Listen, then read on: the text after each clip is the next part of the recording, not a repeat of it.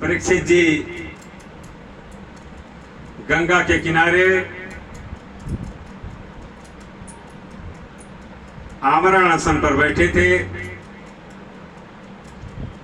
क्योंकि श्रृंगी ऋषि ने श्राप दिया कि आज के 7वें दिन तक्षक नाग के काटने से मृत्यु हो जाएगी। परीक्षित जी गंगा के किनारे क्यों बैठे? और कहीं तपस्या करना था तो वन में बैठ सकते थे। जब कोई एक्सीडेंटल मृत्यु होता है तो जीव प्रेत योनि को प्राप्त होता है।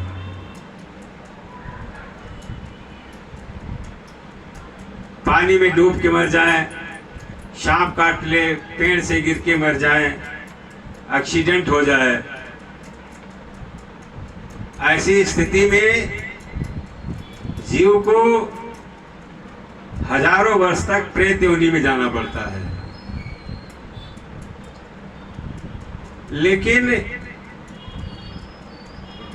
गंगा में डूब करके अगर कोई मर जाए, शरजू में डूब के मर जाए, जमुना जी में डूब के मर जाए,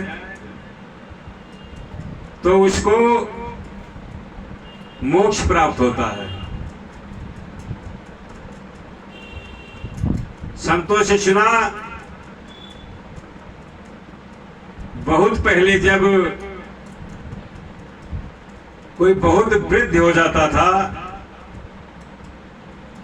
असहनीय बीमारी हो जाती थी और मृत्यु का इंतजार करते करते मृत्यु नहीं आती थी,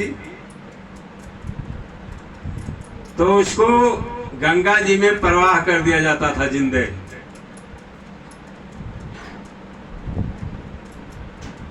कि जिससे इसका कष्ट समाप्त हो जाए। सभी संत महात्मा दुखी थे, क्योंकि परीक्षित धर्मात्मा राजा थे। वह श्राप के योग्य नहीं थे। शमीक ऋषि ने आप ही कहा कि बेटा तुमने गलत किया। राज ऋषि राजा हैं, तपस्वी हैं, और वह भी श्राप देने की क्षमता रखते हैं। धर्मात्मा राजा मर जाए तो लोग अनाथ हो जाते हैं, पाप कर्म में लग जाते हैं, और उस पाप का फल संतों को भी भुगतना पड़ता है। इसलिए सभी संत इकट्ठा होकर के परीक्षित के साथ गंगा तट पर बैठे कि जब तक परीक्षित की मृत्यु नहीं हो जाएगी तब तक हम लोग यहाँ बैठ करके भगवान का गुणगान करेंगे। उसी समय सुखदेव जी महाराज आ गए।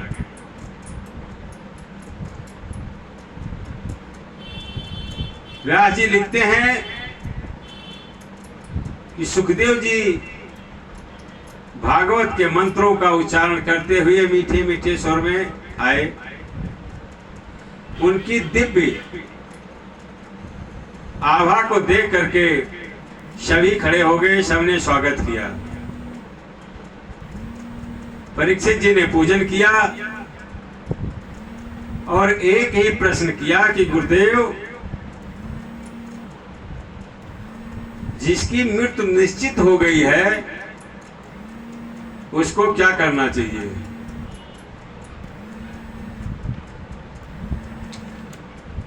मृत्यु का समय आ जाए तो उसको किसका श्रवण करना चाहिए, किसका स्मरण करना चाहिए, किसका भजन करना चाहिए?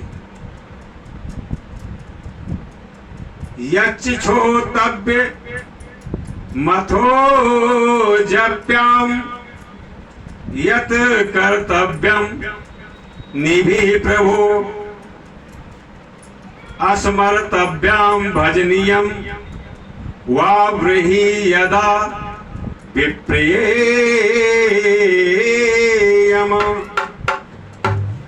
एवमाभासिताः पृष्ठः सह राज्ञास्य लक्षणा गिरः